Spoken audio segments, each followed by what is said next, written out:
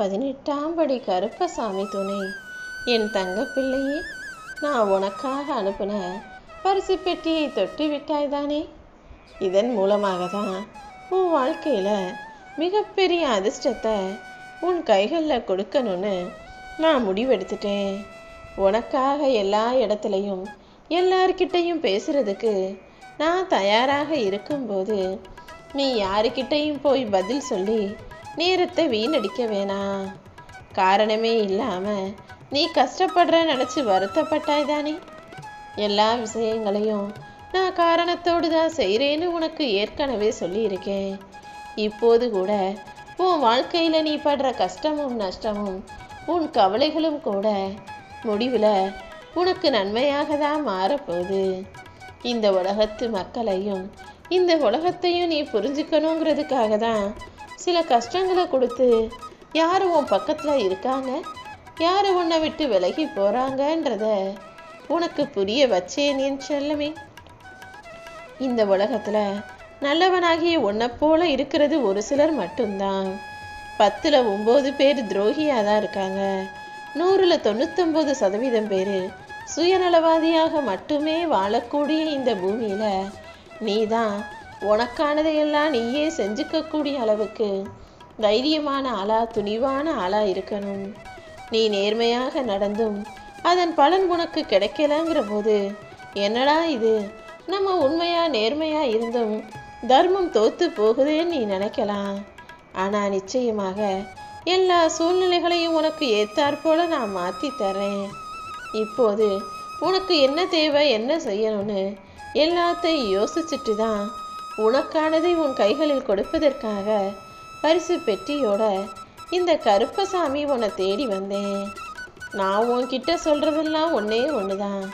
நீ இந்த கருப்பசாமியை நம்பி பொறுமையாக இருந்தீனா நடப்பது அனைத்தையுமே உனக்கு நல்லதாக நான் நடத்தி முடிக்கிறேன். நடந்ததையே நினச்சி நீ வருத்தப்பட வேணாம். இனி எல்லாமே உனக்கு நல்லதாக நடக்கும்படியும் உன் வாழ்க்கை சிறப்பாக மாறும்படியும் உனக்கு துணையாக நான் இருக்க போகிறேன் என் செல்லமே. சில விஷயங்களை நான் உனக்கு தாமதமாக கொடுத்தாலும் காலம் கடந்து கொடுத்தாலும் அது நிரந்தர நிம்மதியை தரும் விதத்தில் தான், மகிழ்ச்சியின் உச்சத்திற்கு உன்னை கொண்டு செல்லும் விதமாகவும் காலத்தால் அழிக்க முடியாததாகவும் தான் நான் கொடுப்பேன். ஒரு சில விஷயங்கள் உன் வாழ்க்கையில் தப்பாக நடந்துருச்சு தான். ஆனால் அதுக்காக அதையே யோசித்து மனசை கஷ்டப்படுத்தி காயப்படுத்திக்கிறத விட நடந்தது எல்லாமே உனக்கான ஒரு பாடம்னு அதை அனுபவமாக ஏற்றுக்க பழகு. உனக்கு மட்டும் ஏன் இப்படி நடக்குதுன்னு நீ யோசிக்கும்போது நீ என்னென்ன செஞ்சங்கிறதையும் யோசி. ஏன்னா உன் வாழ்க்கையில் நடக்கிற நல்லது கெட்டது எல்லாத்துக்குமே என்னைக்கோ நீ செஞ்ச செயல்களும் ஏதோ ஒரு வகையில் நீயும் தான் காரணங்கிறத நீ புரிஞ்சுக்கணும்.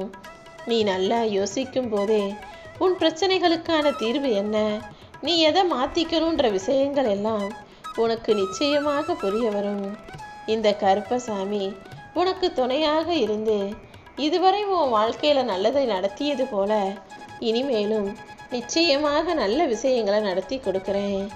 தாங்க முடியாத சோகங்களையும் வலிகளையும் உன் இதயத்தில் சுமந்துக்கிட்டு இருக்க என் அன்பு பிள்ளையான உனக்கு கூடிய சீக்கிரம் அனைத்தையும் சரி செஞ்சு நல்ல விஷயங்களை நடத்தி தர்றேன். வாழ்க்கையில் எப்போதும் எதற்காகவும் நீ தளர்ந்து போகக்கூடாது. உன்னுடைய அன்பு என்னிடத்தில் இருக்கும்போது யாராலுமே என்கிட்ட இருந்து உன்னை பிரிக்கவே முடியாது என் செல்லமே. நீ என் மேலே நம்பிக்கை வச்சிருந்தும் கூட நான் உன்னை ஏமாத்திட்டேனோ துரோகம் செஞ்சிட்டேனோ நினச்சி புலம்பாத. நிச்சயமா உன் நன்மைக்காக மட்டும்தான் ஒவ்வொரு விஷயங்களையும் நான் பார்த்து செஞ்சுக்கிட்டு இருக்கேன். நீ உன்னை சுற்றி இருக்கிறவங்க உன் கூட சண்டை போட்டாலும் பிரச்சனை பண்ணாலும் கொஞ்சம் மனசு விட்டு பேசிப்பாரு. மனசு விட்டு பேசும்போது தீராத பிரச்சனைன்னு எதுவுமே இல்லை. ஆனால் யார் முதல்ல பேசுறதுன்ற அந்த ஆணவமும் அகங்காரமும் தான் இங்கு பல பேருடைய வாழ்க்கை பிரிவதற்கு காரணமாயிடுது. யார் தப்பு செஞ்சிருந்தாலும் நீ முதல்ல இறங்கி போய் பேசிப்பாரு. பிரச்சனைகள் தீரும் விதமாகவும் உனக்கு நல்லது நடக்கும் விதமாகவும் இந்த கருப்பசாமி உனக்கு துணையாக இருந்து ஆசீர்வதிக்கிறேன். நிச்சயமாக நல்லதே உனக்கு நடக்கும்.